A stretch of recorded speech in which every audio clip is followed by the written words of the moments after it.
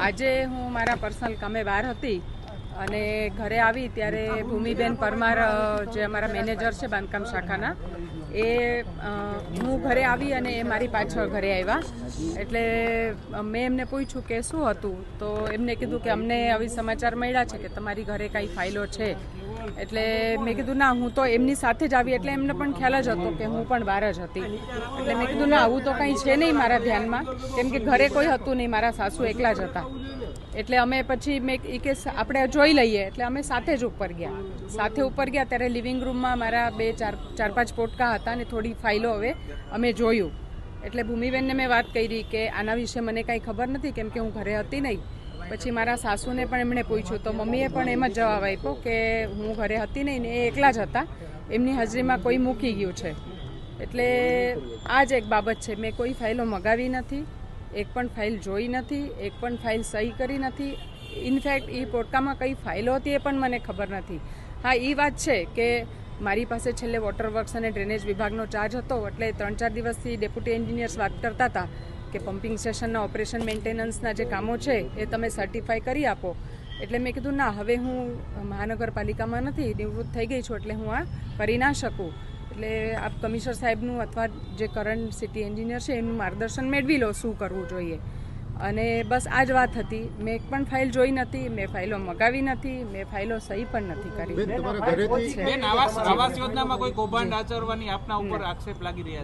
ના મારી સુધી હજી કોઈ વાત નથી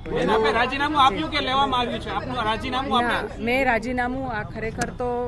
2-3 વર્ષથી આપ્યું હતું પણ જે તે વખતના કમિશનર સાહેબ એમ કહેતા કે થોડો વખત જાળવી જાઓ એટલે આ વખતે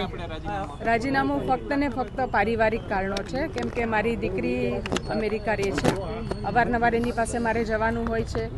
ઘરે મારા સાસુ છે એમને દેખાતું નથી એટલે એમની સાથે મારો ટર્ન છે એમની સેવા કરવાનો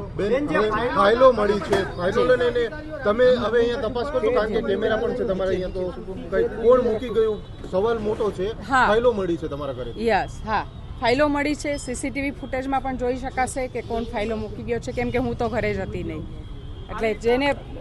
જોવું હોય સીસીટીવી ફૂટેજ પણ જોઈ શકશે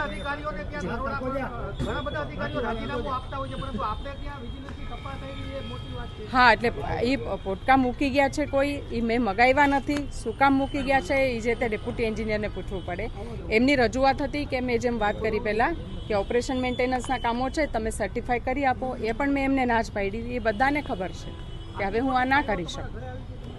શું લાગે છે કોણ મૂકી ગયું હશે કારણ કે હવે એ ફાઇલો જોવે તો ખબર પડે કેમ કે 6 કે 7 ડેપ્યુટી એન્જિનિયર્સ કામ કરતા હતા કોના હસ્તકના કામની ફાઇલો હતી કેમ કે મેં ફાઇલો જોઈ નથી એટલે મને ખ્યાલ નથી